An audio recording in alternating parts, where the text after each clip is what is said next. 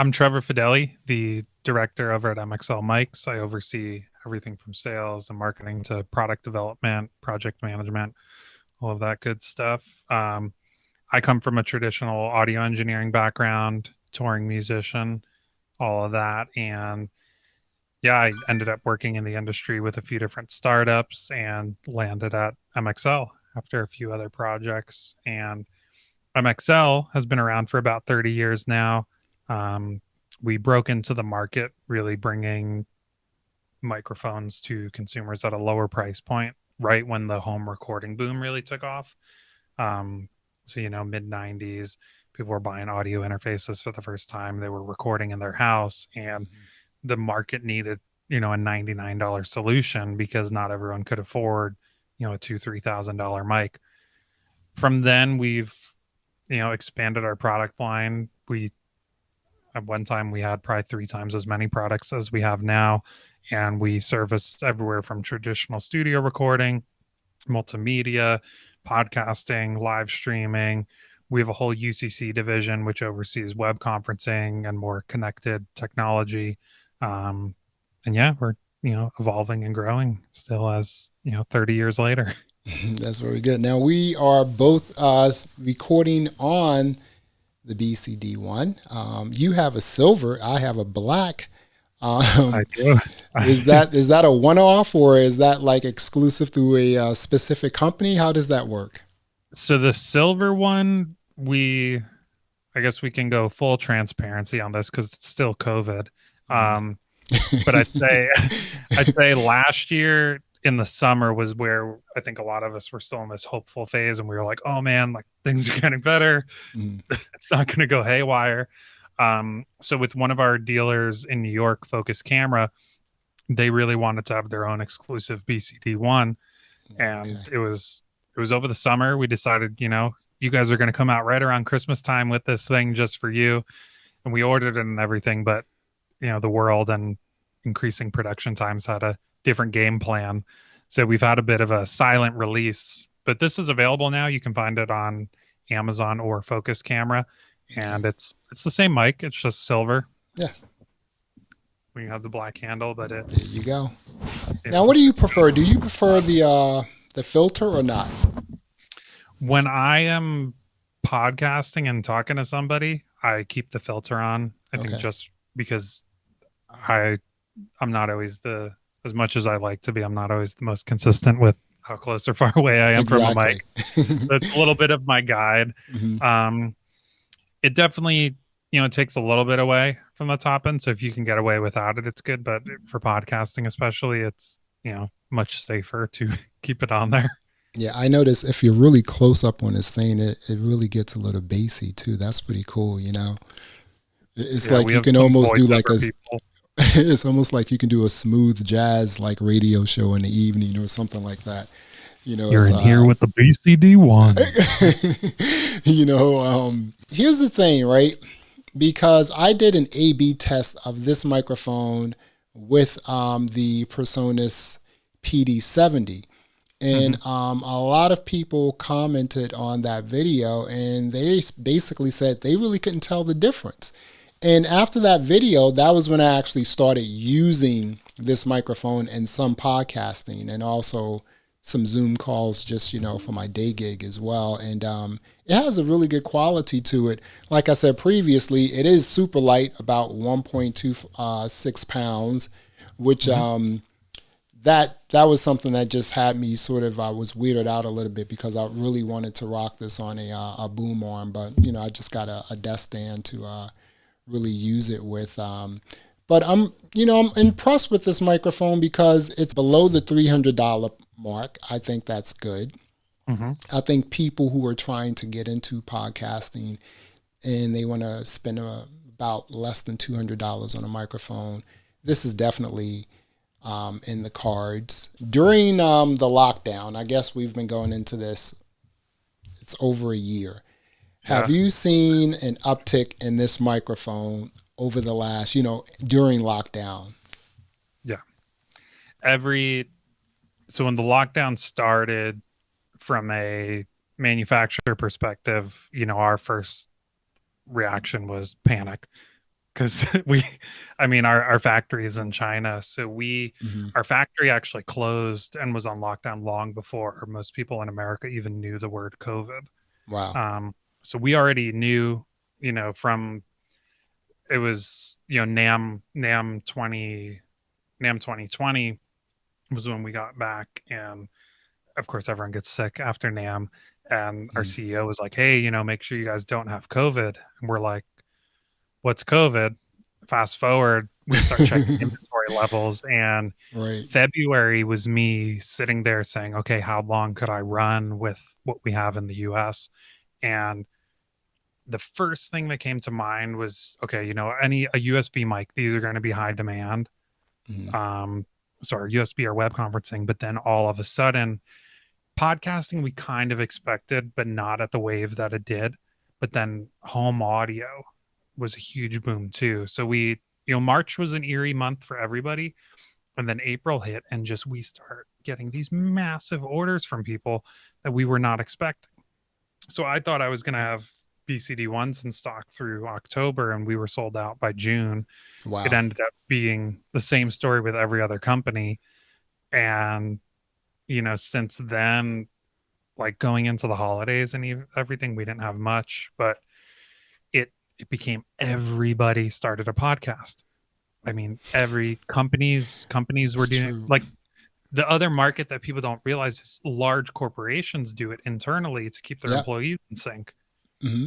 So yeah, I mean, there's been crazy numbers like 3, 4, 500% increases in sales that companies like us have experienced. So we're it's been a serious crash course in like supply chain management and economics and When did you all of that. guys how were you able to just restock after June? I mean, did that take a while? Did your manufacturer, were they still closed after June? And because it was so weird, like once, like in March of last year when lockdown did happen, probably a month after lockdown, it was very difficult to find anything, boom arms, microphones from any company, any sort of podcasting device, capture cards. It was just, everything was just Capture cards were completely nuts.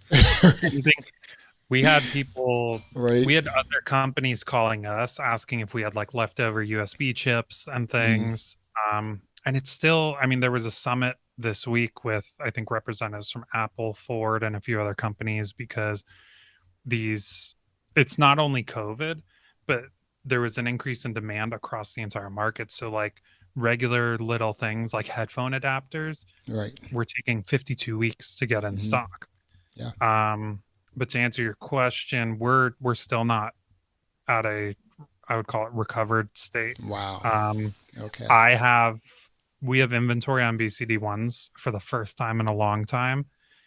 If there's even another slightest bit of a lockdown, I'll be out of everything and not able to get anything else in.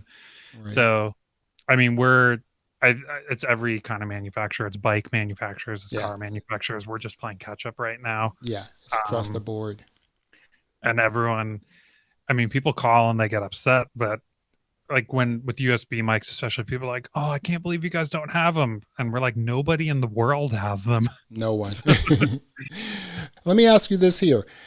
So, in your microphone, your podcasting microphone lineup, is the BCD1 the number one seller microphone in your podcasting microphone line? yes. We have we have two other microphones that podcasters turn to. Um, and if you actually click that button that says MXL podcast, and scroll down, so another mic that people turn to is the V87, which is on the right. Let me put my, really? Okay. Wow. Now, that is more of a generic condenser microphone. Okay. So, and to What? anyone new podcasters, don't Mhm. go and buy a condenser. Yeah. This Like, will that's I in. tell people this is for your your pro podcaster. Right. I tell people like your NPR sound. If you have fully jumped into podcasting and you treated your room, you're in a really quiet space, you absolutely know what you're doing, Yeah. this will be next level for you. Hmm. Um and then we have another mic called the CR77, which is under, I think you actually have to go to performance to see that, and under live performance, because it's a dynamic mic, but there it is right there. Right It here. has that kind of Oh, old that's a school look. beautiful looking microphone. Yeah. You know? So similar sound, and similar thought process in there, because we made that as a stage microphone, so we Mhm. wanted there to be a lot of internal shock mounting. Yeah, the price points are like on point. I mean, even the condenser microphone was like $200, so that's pretty cool. Yeah, so these are other options, but really it comes down to, if you are looking for a solid podcast microphone, the BCD one is the first thing that anyone says or goes for. No Right. no argument, no discussion. Like super entry level people will steer to something like our Tempo, because that's a USB mic and you just plug and play. But this is gonna, it's gonna be your first podcast mic, but it can also be your last. Right. Okay. I mean, those microphones, the tempo looks pretty cool. You have the colors and everything. It would look really great in a, video podcast and everything. But Yeah. yeah, I think, if you want a more professional sound, you may have to jump up to the BCD one. Now, let me ask you this here, because um, when I see numbers after products, it makes me think that there's something else, in the pipeline here. So this is the BCD1. And the BCD1 has been around for more than 8 years. Um, so is there a BCD2 in the making? If it's something you could actually even say. Yeah. We have a BCD2 per se, somewhat. We have a new solution that we kicked off development on right before COVID started. Had a little bit of a pause because the world went haywire for a bit. Um, but we're back in development. It's you to say like, oh, we're gonna bring out a BCD2 and it's gonna be this game changing microphone, I think would be lying to myself a little bit too. We're we're in the market of just better serving our customers. Right. So whatever next iteration of a podcast product we have will be very similar, just even more catered towards podcasters, because that's really where, I mean, this, take it out of 2021, it's just a broadcast microphone. Mhm. We go back to 1990, this would be great in a radio studio. Yeah. um so some of our newer offerings, we're not trying to reinvent the wheel with sound per se. It's more just about accessibility and, some of the aesthetic stuff. Um, Realistically, it's I think mid or probably early next year we might see something new. Um, and you will also see something new in our podcasting and streaming family come Oh, the end of okay. this year.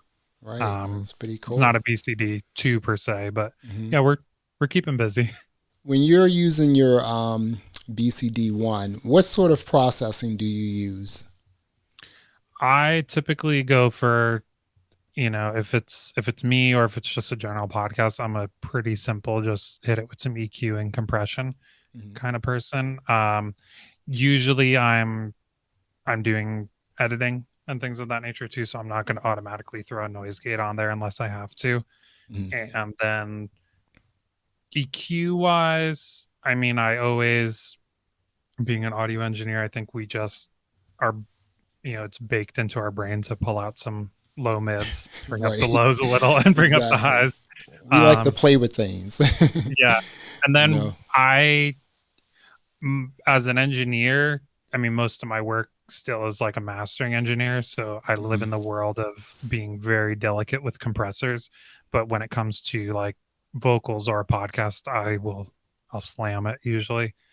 And destroy the sound as much as I can because I don't want to. If you do, it's a lot less automation and things Right. of that nature. Mhm. I'm not. I mean, it's not great advice, I guess, but it's if you're comfortable with compression, I Yeah. lean into it quite Yeah. heavily. Yeah, I go light compression, well, I use it. The other thing is I use this microphone. It's connected to the Rodecaster Pro. Yep. So they have sort of their own processing, and I sort of rock everything. I just turn all compression, all processing on, and it just works. I mean, there's a little like they have something called a big bottom, which is almost like a bass, a bass boom. I Um, think that's what they use the Apex yeah, um, algorithm exactly. in there. Right, That's the kind of I exactly. mean, I see in like podcaster forums and stuff, people get so technical about that and they want to know how it works, and I'm just like, don't even worry about it. Just turn it on, Right. and it's going to do wonderful things to your voice. Exactly. I mean, if anything goes, crazy, you can always do something in post. But I've had some really great sort of success just turning everything on. I mean, people were talking about how the exciter is sort of weird. The only thing I don't really that's really interesting about plugging this microphone up into the Rodecaster Pro is that it sounds like the gate is even more chaotic on this microphone. Interesting. It's sort of the open and closing of the gate on this microphone. I don't know why, because the processing is basically on the actual software. But Yeah. for some reason, the gate is just a bit chaotic. So I still keep it on because it sounds weird in the headphones, but the final product is butter. You don't have to Mhm. do anything. So just want to put that out there that you may hear some chaoticness, some chaotic things going on in your headphones using the BCD one with the Rodecaster Pro with all the processing on, but the final product you will love. So just keep that in mind. Are you using a Rodecaster, or are you just using some other sort of audio interface with the BCD one? You are the second person who has mentioned how much they like it, and I've always like had my eye on it. I'm like, I really need to get one. So you're probably, you know, starting me off on a browsing on Reverb evening. Um, but no, I'm in a I use a Prism Lyra 2. Mhm. So that's just I'm just going straight in. People are sort of they never heard of the company, and it's just like, well, this is a 30-year company. Um, and they've been in the game for a really long time. I see you guys do your conferencing sort of hardware as well, which is pretty cool.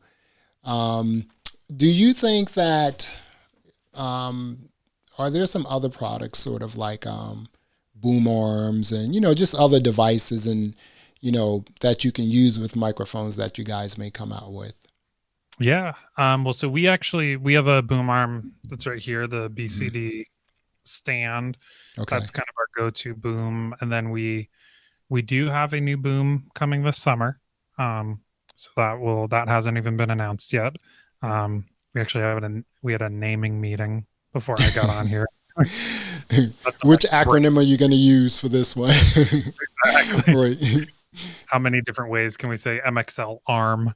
Uh, That's pretty but coom. I do boom arm reviews, so once you oh, get there it, you send it go. over to me.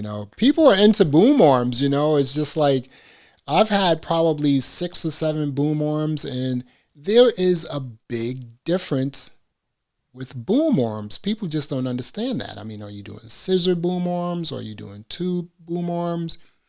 Do you have a boom arm specifically for a specific microphone? People have to understand that. So with this microphone here, you're saying that MXL has a boom arm specific for this microphone? Yeah, that's this guy right here. Mm-hmm. The I mean, there's nothing crazy about this one. It is a basic scissor boom. Right. Mm-hmm. And then you have an adjustable tension rod back here. Right. The cool thing with this that a lot of other companies don't do is we send it with a XLR cable integrated already. So it just Okay. keeps your setup cleaner. Um, a lot of times, I mean, people will look on Amazon and be like, "Oh, wow, this one's only $20." There's no XLR cable in it. Right. So Is that a We say Mogami cable on it? it's not a Mogami cable. Okay. um, some of Why our other not? bundles, Hmm. it's I got to talk to Mogami about that. Yeah, I mean, that's like that's a when I was coming up in the music game, it was just like everyone wanted, like it was just like, no, your cables have to be Mogami. It's just like Exactly. there's nothing else, right? And I mean, it's so yeah, that'd be pretty cool.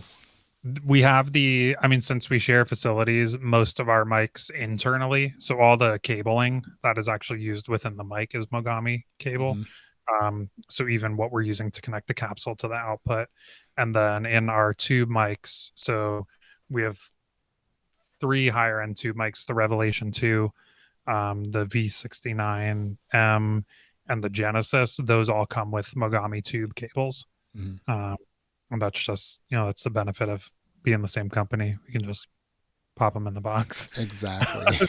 Pretty cool. But Well, yeah, we, Trevor, go ahead. I'm sorry.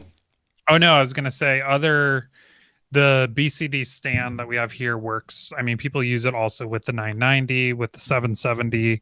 Those are two of our just general high selling microphones that a lot of podcasters do end up using.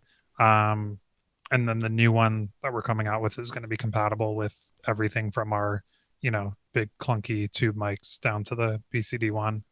So Do you guys have a dynamic boom mic? a dynamic boom mic. I do have some laying around. We don't actively advertise them, Mhm. but we had a FR series. So if you with some googling or even shopping around on B&H, you'll find like the FR 333, 335, I think 336, and those are all different booms or Mhm. shotgun mics. Right. Um, so we still have some. We're just because of where our priorities are, we're not actively promoting those, but if anyone finds their way into our Instagram inbox or tracks down my email, I can hook you up. Very good.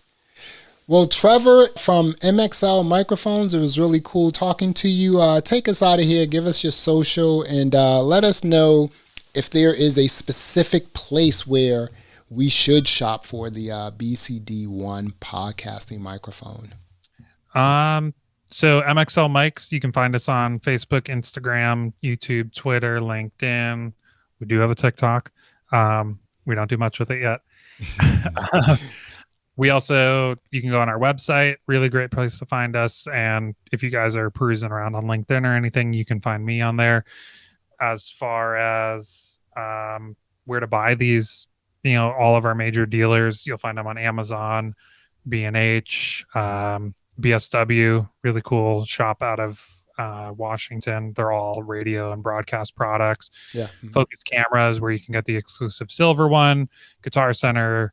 Um, I mean, too many places to name. You can just go on our website /dealers and find everybody. But BCD ones, they're really awesome. Check them out, pick them up, and feel free to reach out with any questions, comments, concerns, or just to say hey.